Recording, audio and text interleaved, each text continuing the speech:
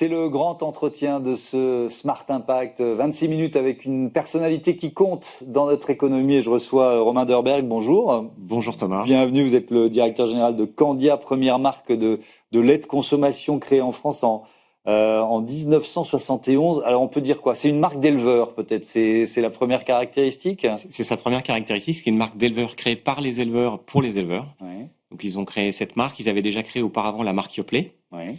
Donc deux marques emblématiques et patrimoniales, on peut dire. Ce sont des marques qui comptent aujourd'hui dans le paysage français. Et ils sont très présents effectivement autour de nous pour nous accompagner dans le pilotage de l'entreprise. Voilà, c'est un modèle. Ils sont encore présents aujourd'hui? Bien sûr, ils sont présents. Donc Ouais. les marques appartiennent aux éleveurs. Mhm. À une coopérative qui s'appelle la coopérative Sodial. Oui. Et donc, ce sont les éleveurs qui décident en particulier d'un élément crucial pour eux, qui est le prix du lait, Oui. qui du coup, contrairement à d'autres entreprises, et ce qui fait notre particularité, un peu notre unicité, c'est que pour nous, le prix du lait n'est pas une contrainte, mais un objectif. Donc, notre objectif est la rémunération de nos actionnaires et de nos éleveurs. On y reviendra évidemment en détail sur Voilà. cette thématique de la rémunération des éleveurs, mais peut-être sur ce modèle coopératif. Qu'est-ce que ça signifie concrètement? Ça veut dire quoi? Un homme, une voix, comment ça fonctionne? Ouais, alors on dit un homme, une voix, en tout cas un éleveur, une voix, parce qu'il y a Ouais. aussi des éleveuses, Bien sûr. notamment au bureau et au Mmh. conseil d'administration. Mmh. Qu'est-ce que ça veut dire? Ça veut dire qu'on a un parlement qui va élire un conseil, puis un bureau. Et ce bureau, en fait, a pour charge de fixer et de suivre la stratégie de l'entreprise, stratégie qui est exécutée par les directeurs généraux. Donc, moi, pour la partie lait, beurre, crème, puisque Candia, ce n'est pas que du lait, c'est Ouais. aussi un peu de beurre, un peu de crème. Mmh. Et donc, c'est ça qui change les choses. Avec je vais donner quelques chiffres clés Ouais. concernant Candia. Alors, on est sur 724 millions de litres de lait, près de 60 millions de litres de crème, 56 000 tonnes de beurre commercialisées par an. Il y a 6 sites industriels en France, un chiffre d'affaires affiché d'1,5 milliard en 2024. C'était 1,250 milliard en 2023. En voyant ces chiffres, je me dis, comment on maintient la logique de la coopérative, cette gouvernance dont vous venez de parler, en étant aussi massif, quoi, aussi grand? Aussi grand. Ouais. Comment on la maintient? On la maintient déjà il y a une forte proximité. Vous avez parlé des sites industriels. Il y a une forte proximité entre les éleveurs et les sites industriels. Ouais. Donc ça se traduit concrètement par des conseils de région. Voilà, ce matin encore, il y avait un conseil de région du Nord. J'avais des questions qui m'étaient remontées par la présidente de région. Ils sont concernés par ce qui se passe dans l'usine. Ouais. Ils discutent avec les commerciaux. Ouais. Ils questionnent votre stratégie? Ils nous posent des questions, ouais, voilà, ça, ouais. régulièrement. Donc on a un besoin, c'est aussi ce qui fait partie de notre modèle, un fort besoin de communiquer et d'expliquer la stratégie, comment elle se déroule, comment on la déploie. Donc voilà. Non, et je trouve que c'est un modèle qui est très enrichissant de ce point de vue-là. On essaye également de les associer à notre démarche. Donc ils viennent par exemple en magasin expliquer leurs produits. Ça compte beaucoup. Les consommateurs, ils sont très sensibles de voir un éleveur expliquer voilà, d'où vient le lait, qui l'a fait, voilà, dans sa ferme. Avec donc plus de 5 décennies de recul, la consommation de lait, on en est où aujourd'hui? Le pic de consommation, c'était quand? À quel point cette consommation, elle est en train de baisser? Ouais. Alors la consommation, elle baisse de manière structurelle depuis à peu près 20 ans. D'accord. Et en fait, le principal vecteur de la déconsommation du lait, c'est le changement de nos habitudes de consommation en France. C'est-à-dire que le moment du petit déjeuner qui était sacralisé disparaît petit à petit. Alors, pas pour le meilleur, puisqu'un enfant qui arrive à l'école sans petit déjeuner, c'est un enfant qui est moins attentif. Mais en tout cas, c'est un fait. Et donc, évidemment, ça crée cette baisse de la consommation. Qui s'accélère ou c'est une tendance un peu régulière? C'est une tendance de fond qui est un effet générationnel. Donc, on sait qu'à un moment, on touchera le fond. Donc, nous, notre objectif là-dedans, c'est de nous adapter à ces nouveaux moments de consommation. C'est-à-dire qu'ils sont plus nomades. Donc, comment on fait pour ramener le lait dans les moments de consommation des consommateurs qui sont un peu différents, qui sont plus juste le petit déjeuner. Mais est-ce que ça veut dire que mécaniquement, les éleveurs qui ont créé la marque et qui continuent de la diriger par délégation, produisent moins? Alors, la collecte a baissé en France, de manière également structurelle. Après, la collecte de Candia et de Sodial est largement suffisante. Et puis, nous sommes présents sur d'autres métiers que le lait de consommation, donc on s'est diversifié, notamment beurre et crème, qui pour Candia ont été des bons axes de croissance sur les 3 dernières années. Vous parliez de la croissance de Candia, du chiffre d'affaires. Une grande partie est venue de la croissance à l'international et en restauration hors domicile. Donc toute la restauration est très consommatrice de beurre et de crème. Est-ce qu'on consomme moins de lait bio qu'avant ou au contraire de plus en plus?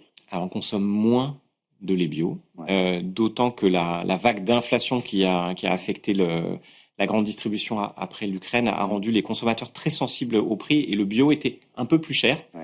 Donc c'est vrai que nous, on a vu la consommation de lait bio baisser. Elle a moins baissé que d'autres catégories. Aussi pour une raison, c'est que le lait reste un produit accessible. Donc même si c'est plus cher, la décroissance a été moins forte. Nous, on essaye de protéger nos collectes bio. Il faut savoir que c'est un éleveur qui arrête le bio. C'est définitif. On met 3 ans en fait à revenir à une exploitation bio. Donc voilà, on a dans un sens ou dans l'autre des processus. Elle est beaucoup plus rapide dans le désengagement que dans la conversion. Donc on essaie au maximum de protéger notre collecte. Alors on va s'intéresser effectivement, on a commencé à le faire, aux attentes des Français. Je vais m'appuyer sur cette étude que vous avez fait mener par Toluna sur les Français et les éleveurs. C'est intéressant parce que c'est massif. 95% des Français estiment que les éleveurs laitiers devraient être mieux rémunérés et 94% qui jugent qu'ils sont indispensables à l'avenir de l'agriculture. Alors ce sont des bonnes nouvelles pour les éleveurs, mais si on parle de rémunération, donc vous disiez que vous aviez inversé la logique. Je veux bien qu'on rentre dans le détail pour bien comprendre. En quoi vos éleveurs sont mieux rémunérés que d'autres? Alors, nos éleveurs choisissent leur rémunération. Donc c'est ça qui est important. Après, la manière dont ils vont être rémunérés, c'est la performance de l'entreprise qui va le permettre. Donc nous, la logique qui nous guide, ça va être la valorisation de chaque litre de lait. Et ça veut dire aussi que le résultat de l'entreprise va être réinjecté pour partie évidemment dans l'entreprise, mais aussi dans la rémunération des éleveurs. Donc c'est ça qui fera la différence, c'est qu'ils sont maîtres de leur destin et maîtres de fixer le prix du lait. Après, le prix du lait lui-même, évidemment, il va connaître le même environnement concurrentiel que nos concurrents. À quel point le succès d'une marque comme C'est qui le patron, qui est un vrai concurrent pour vous, ça vous a obligé à évoluer ou pas d'ailleurs? Alors C'est qui le patron est un beau modèle. D'ailleurs, on produit le beurre C'est qui le patron dans notre usine de Clermont-Ferrand. Donc c'est un modèle qui est assez vertueux. La différence avec nous, c'est que C'est qui le patron, c'est une coopérative de consommateurs. Et chez nous, les patrons, ce sont les éleveurs. Voilà, donc il y a cette petite différence. Et puis mais des consommateurs qui ont quand même la rémunération des éleveurs en tête, quoi. Tout à fait. Ça se rejoint. Tout à fait. Exactement, ça se rejoint. Et ensuite, ce qu'on va apporter, c'est le même impact, mais avec 14 500 éleveurs. C'est-à-dire que C'est qui le patron, c'est 60 millions de litres de lait sur le marché. Voilà, les marques Candia, c'est plus de 300 millions de litres de lait commercialisés. Donc on a un impact sur le marché qui est supérieur à marque. Et après, on a aussi de la MDD. Donc c'est ça qui nous amène aux 700 millions de litres. Effectivement, je comprends le différentiel qui est effectivement très important. Le lait, enfin, je vais poser une question de Béotia, mais parce que je revois vos chiffres, le lait, la crème, le beurre, etc. On peut pas non plus démultiplier les produits. Vous voyez ce que je veux dire? Ou est-ce qu'on invente? Est-ce que c'est un métier dans lequel vous dites qu'est-ce qu'on peut trouver pour continuer de produire du lait et trouver des modes de consommation? Alors, on n'est pas allé au bout sur le lait. Le lait est un aliment de la vie qui est très complexe. Donc, il y a certaines, d'ailleurs, d'activités Sodial qui consistent justement à craquer le lait pour en extraire certains ingrédients. Et ça veut dire aussi que même nous, sur les produits finis, on n'est pas allé au bout. Il y a notamment une tendance de fond autour de la protéine. Donc voilà, il y aura des choses qui arriveront sur le marché du lait dans les années qui viennent, autour de la fonctionnalité, autour de la santé, qui est vraiment une tendance de fond. Et le lait est un produit santé par excellence, et donc a vocation, je pense, à porter également ça veut dire qu'il y a un budget recherche et développement R&D qui est quand même assez important dans une entreprise comme la vôtre. Oui, alors on met en commun nos différentes activités. Donc chez Sodial, voilà, peut-être de la coopérative. Donc on va avoir la branche ultra frais, le fromage, les beurres crème, puis aussi toute la division ingrédients. Et donc, on a une R&D effectivement qui est très, très transversale sur tous les métiers du lait. On est un vrai laitier complet. Alors, je vais pas vous demander la prochaine innovation parce que forcément, vous devez la cacher un peu. Mais la dernière Alors, dont on peut parler, c'est quoi, par exemple? Justement, pour être dans des moments de vie différents, on accompagne les ados avec des milkshakes. Donc, on a lancé une gamme de milkshakes Candy Up. C'est une innovation puisque c'est une formule qui est capable de tenir avec une DLC, une date limite de consommation du UHT, avec une formule qui va avoir la texture et le bon goût d'un milkshake. Voilà. On a une formule vanille, une formule chocolat qui marche très bien. Alors, je reste un peu sur votre étude sur les consommateurs parce que je voudrais faire le tri entre ce qui est le déclaratif et puis les actions. Par exemple, 93% qui disent avoir envie d'acheter des produits lorsqu'ils savent qu'ils proviennent d'une coopérative d'éleveurs laitiers. J'entends ça, je me dis super, sauf qu'en fait, on ne le sait jamais. Quand on est au supermarché ou quand on achète le produit. Non, effectivement, on le sait pas. Donc on profite justement des 40 ans de la marque Grand Lait, donc qui est notre marque emblématique et qui porte un peu justement les valeurs de la coopérative, pour remettre la coopérative au centre de l'offre sur Grand Lait. Donc on va avoir une carte qui revendique l'appartenance à la coopérative et qui explique justement les principes qui nous guident, c'est-à-dire la juste rémunération, la répartition du résultat qui revient aux éleveurs. Voilà. Donc on va revendiquer beaucoup plus sur tous les produits de Candia notre appartenance à la coopérative. Le côté, parce qu'on parlait du bio tout à l'heure, mais en fait, on s'est rendu compte quand il y a eu ce coup d'arrêt sur le marché du bio en pleine crise inflationniste que il y a eu un effet peut-être de vase communicant vers les produits locaux. Est-ce que vous, la carte, c'est-à-dire le fait de savoir d'où vient le lait, s'il est produit à proximité de chez moi ou pas, c'est un argument d'achat, je me place du côté du consommateur, ou pas forcément? Alors, c'est un argument d'achat, même si on a vu également les laits régionaux baisser. Le consommateur veut à la fois du local et en même temps, finalement, il finit parfois par choisir du prix. Je pense que les arbitrages, évidemment, dépendent de son pouvoir d'achat. Il faut savoir qu'une grosse partie de nos acheteurs, en fait, ont un pouvoir d'achat faible. Donc, il faut qu'on veille à avoir des prix accessibles. Et sur les offres locales, nous, on a aussi développé des offres locales, notamment conjointement avec des éleveurs. Dans le Sud-Ouest, par exemple, on a lancé la marque Les Éleveurs du Sud-Ouest, qui porte ce discours local. Alors, puisqu'on parle des produits, ça rejoint la question que celui qui était à votre place la semaine dernière, Olivier Vignol, le président exécutif de Domitis, donc ce sont des résidences seniors, je le rappelle, voilà la question qu'il vous pose. Bonjour Romain, moi j'ai évidemment une question pour vous. Est-ce que Candia a fait ou s'apprête à faire des produits spécifiquement dédiés aux seniors parce qu'ils ont aussi une alimentation et une nutrition particulière et qu'il y a très peu de produits qui leur sont dédiés sur le marché. Alors je ne peux que vous inviter à lancer cette gamme de produits. Elle aura un très grand succès. Voilà un joli cadeau. Enfin, vous aviez peut-être déjà eu l'idée, mais ça existe? Ça existe peut-être depuis longtemps, je sais pas. Mais alors le lait reste un très bon produit pour les seniors de manière générale puisqu'il contient de la protéine. Vous savez qu'avec l'âge, en fait, on perd la protéine, donc on a besoin de se renforcer en protéines. Après, effectivement, ça fait partie de nos axes de développement. Le marché de la protéine se développe beaucoup. D'accord. Donc voilà, on a des offres qui sont en train d'être. Donc on est dans les innovations. On y travaille. On peut pas encore tout à fait parler, mais on y travaille. Donc c'est un marché que vous aviez évidemment identifié. La difficulté, c'est de faire quoi? La démonstration que le produit nouveau qu'on va proposer a un effet réel. Vous voyez ce que je veux dire entre la promesse et la réalité. Donc avant de le lancer, vous devez en faire la preuve, le faire valider par des autorités extérieures. Comment ça marche, ça? Comment ça marche? En GMS, de manière générale, quand on va lancer, donc on a un encadrement réglementaire sur ce qu'on peut affirmer.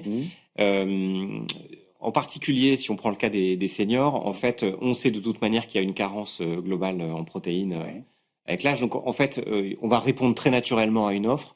Et puis, il faut savoir que la population de seniors va exploser en France et dans le monde, pas seulement en France, mais dans le monde, en tout cas dans le monde occidental. Donc, c'est un marché qui sera en croissance. Voilà. Je voudrais qu'on consacre évidemment de longues minutes à vos engagements, on va dire environnementaux. Il y a une transformation qui est soutenue par un plan d'investissement que vous affichez de 200 millions d'euros d'ici 2030. Alors, si je ramène ça au chiffre d'affaires d'1,5 milliard, on peut dire c'est pas énorme, mais bon, c'est quand même un effort assez important. Vous aviez jamais mis autant d'argent sur cet enjeu-là environnemental? Alors, le plan d'investissement, il a 3 objectifs. Et il a pour premier objectif de remoderniser nos installations. Ok. Donc les sites industriels dont on parle. C'est un secteur qui a beaucoup souffert après la fin des quotas laitiers et donc l'investissement a été très peu soutenu. Donc on a vraiment besoin de se remoderniser. Donc les 200 millions, ils servent la modernisation, ils servent l'innovation, on en a parlé, et ils vont forcément servir la décarbonation. En fait, à chaque fois qu'on va remplacer un équipement aujourd'hui, on va décarboner. Les stérilisateurs de nouvelle génération consomment beaucoup moins que ceux qu'on avait il y a 30 ans. Donc à chaque fois qu'on va investir, on va décarboner. Du lait, c'est de l'eau. Je pars de très loin, mais il y a dans vos sites industriels une forte consommation d'eau. Oui, non, comment vous la faites baisser? Alors, on a une très forte consommation d'eau. On consomme à peu près 3 milliards de litres d'eau par an. Donc c'est très important. On a pour objectif de baisser cette consommation d'eau de 40%. Donc on consommait 3 milliards en 2019 et on a fait un bout du chemin, mais il nous reste vraiment un gros bout du chemin à faire d'ici 2030, puisque nos objectifs sont à 2030. Ça passe par un vecteur. Le premier vecteur sur la baisse de la consommation d'eau, c'est la réutilisation de l'eau de nettoyage. Donc ça va être un énorme vecteur. Et on a par exemple une usine qui est déjà à l'objectif, l'usine de Clermont-Ferrand, qui a baissé sa consommation d'eau de 42% entre 2019 et 2020. Grâce à la réut. Grâce à la réutilisation, grâce à la réoptimisation. Donc ça passe beaucoup par la réoptimisation. Plus que la décarbonation qui, elle, malheureusement, enfin en tout cas, demande de l'argent, demande du CAPEX, demande de l'investissement. D'accord.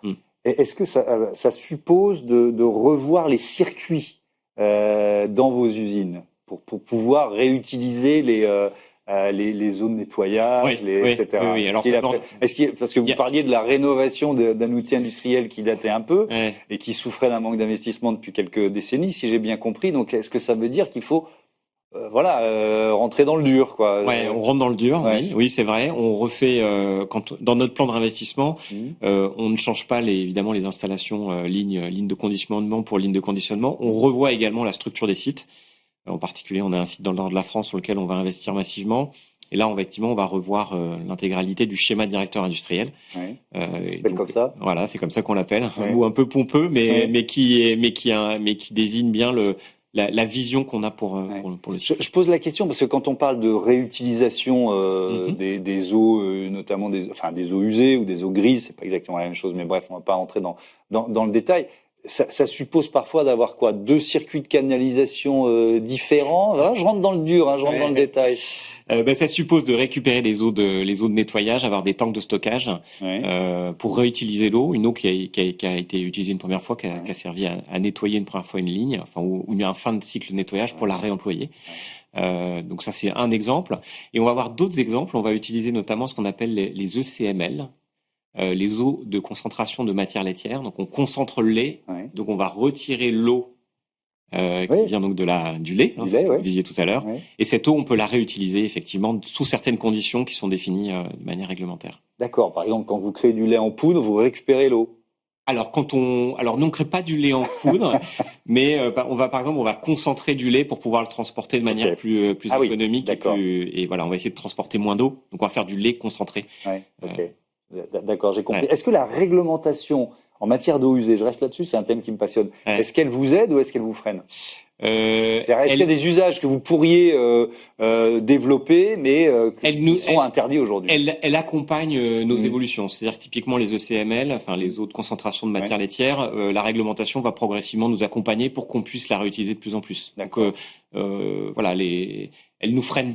C'est aussi à nous, avec les évolutions technologiques, de proposer aux législateurs et à ceux qui font la réglementation des propositions. Et puis voilà, à ce moment-là, on s'assoit et on discute. Je pense pas qu'on soit freiné. Non. Je pense qu'au contraire, on a plutôt nous industriels laitiers un vrai intérêt à réduire notre consommation d'eau parce que on le voit. On a encore eu à l'été des alertes sur nos sites. c'est notre droit à opérer. C'est-à-dire qu'on ne peut pas continuer à opérer comme avant dans un monde qui se réchauffe, dans une planète qui se réchauffe. On a besoin de prendre soin de notre approvisionnement en eau. Autre thématique qui est importante, évidemment, la thématique des emballages. Alors, je vais commencer par la question du plastique, parce qu'on recevait il y a, je sais plus si c'était hier ou avant-hier, No Plastic in the Sea, qui est une association très engagée, pour parler de l'échec de la tentative de traité international sur la réduction de plastique. On parle d'éco-conception. Est-ce que vous, pour réduire la quantité de plastique que vous utilisez, ça suppose de changer la conception de vos produits? Oui, complètement. Oui. Ouais. Ouais, d'ailleurs, on en discute régulièrement avec Citeo, donc qui est notre organisme de collecte, de gestion de la collecte. Donc on a des règles pour concevoir un produit. On essaye de choisir du monomatériau, d'éviter d'avoir plusieurs matériaux sur un emballage, que ça rend plus complexe le recyclage. Et puis on va travailler également sur la réduction du poids des emballages. Donc en particulier sur la réduction de l'épaisseur des films plastiques. Par exemple, nous c'est un gros vecteur de réduction du plastique. Après, ce qu'il faut savoir, c'est que le lait est un produit vivant, et qu'il y a 3 ennemis, en fait, qui sont la lumière, l'oxygène et les micro-organismes. Et donc, nous, notre première priorité, c'est de garantir un produit sain pour le consommateur. Et donc, il faut qu'on arrive à faire tout ce mouvement de déplastification, mais tout en garantissant, évidemment, des produits qui soient sains et sûrs pour nos consommateurs. Et donc, ça veut dire que le plastique n'est pas tout le temps remplaçable, si je comprends bien. Alors, à date, on n'a pas des solutions complètement pour remplacer le plastique. Ça restera, en tout cas, dans les 10 prochaines années, la solution majoritaire. On n'a pas encore trouvé, même si les fournisseurs y travaillent, et même si on travaille avec nos fournisseurs sur des solutions, on n'est pas encore arrivé. Il y a certaines solutions qui pourraient exister avec des bouteilles entièrement en fibre. Mais voilà, encore une fois, comme avec cette matière du lait, c'est peut-être la dernière qui arrivera à faire le passage, puisque c'est un peu plus compliqué pour le lait. Alors j'essaye de cocher toutes les cases là, des moyens pour faire baisser son impact environnemental dans une grande entreprise comme la vôtre. Alors évidemment, il y a la question du transport, des flottes, de l'électrification éventuelle des flottes de véhicules, du fait de mettre moins de camions sur les routes si possible. Comment vous adressez ces enjeux-là? Ouais. Alors on a un plan de décarbonation qu'on suit avec une trajectoire qui a été définie en 2019. Donc on émet à peu près un peu plus de 33 000 tonnes de CO2 par an. On émettait en 2019. On a fait un gros bout du chemin. On est à moins 17, moins 18%. On a beaucoup travaillé en fait sur l'usage de l'énergie. L'Ukraine en particulier la vague d'inflation de l'Ukraine, souvent l'économique, et d'ailleurs on le voit de manière générale, l'économique est indissociable de la durabilité. Donc les deux sont totalement liés. On peut faire ce qu'on veut à la fin. Il faut que le modèle fonctionne. Qu'est-ce que vous prenez comme décision au moment de la vague inflationniste sur l'énergie? En quoi ça a été finalement un accélérateur? C'était un accélérateur déjà d'isoler toute perte de chaleur, ce qu'on appelle la chaleur fatale. Donc on a dans nos usines encore parfois des circuits mal isolés, donc on a eu un gros plan d'action sur se débarrasser de toute perte de chaleur fatale. Donc ça a été un des vecteurs. Et puis ensuite, on a des plans d'investissement. Alors par exemple, on a le doigt sur le bouton d'une nouvelle biomasse, d'un nouveau système de chaudière décarbonant pour un de nos gros sites en Rhône-Alpes. Ça nous ferait économiser à peu près 6 000 tonnes de CO2. Donc ça, c'est vraiment transformant et ça nous fera, on sera à quelques milliers de tonnes de l'objectif final de 2030. Donc on est bien embarqué pour la trajectoire, notre trajectoire. Et alors si je vous écoute avec attention, ce que j'essaye de faire, l'argument il est autant écologique qu'économique. Les deux sont totalement liés, oui. Ouais. Complètement. Et d'ailleurs, si on revient sur l'exemple que j'ai donné sur l'eau du site de Clermont-Ferrand, pourquoi ce site a agi en premier ? C'est parce qu'on n'est pas en eau de forage, on était en eau de ville et donc on payait l'eau. Et donc toutes ces économies qu'on a réalisées sur l'eau, en fait, également ont été rentables pour l'entreprise. Et on retrouve la même chose d'ailleurs sur l'énergie décarbonée. On va avoir une énergie plus efficiente. Après, souvent, les retours sur investissement sont plus longs. Donc ça, ce sont aussi parfois des choix, on va dire, d'entreprise. de se dire, on aurait peut-être un rendement plus efficace avec une chaudière classique, mais on va faire ce choix parce que c'est notre engagement et notre trajectoire. D'une certaine façon, c'est ce qui rend la trajectoire crédible, le volet économique. Vous voyez ce que je veux dire? Ouais, Parce qu'on est dans une période de retour de bâton, on voit que les politiques, il y a presque une bagarre culturelle contre ceux qui disent que le réchauffement climatique est une arnaque. Donc, le fait d'avoir l'argument économique, c'est un gage d'un cap tenu, si j'ose dire. Alors c'est le gage d'un cap tenu, c'est sûr. Après, si on revient à ce qu'est Candia, on appartient à des éleveurs. Et s'il y a bien des personnes qui savent qu'il y a un changement climatique, ce sont les éleveurs, puisqu'ils le vivent au quotidien sur leurs exploitations. Hein, on a eu des étés extrêmement chauds, on a eu des perturbations sur les pluviales, sur l'eau. Donc ça joue sur plein de facteurs entrant dans la ferme. Donc on est mécaniquement, nous, par nos éleveurs, concernés directement. Vous voyez, et donc ils feront les choix en même temps que nous, et avec autant de conscience que nous, que c'est un sujet important. Merci beaucoup Romain Derberg, et à bientôt sur Be Smart for Change. On passe tout de suite à la rubrique Startup de notre émission.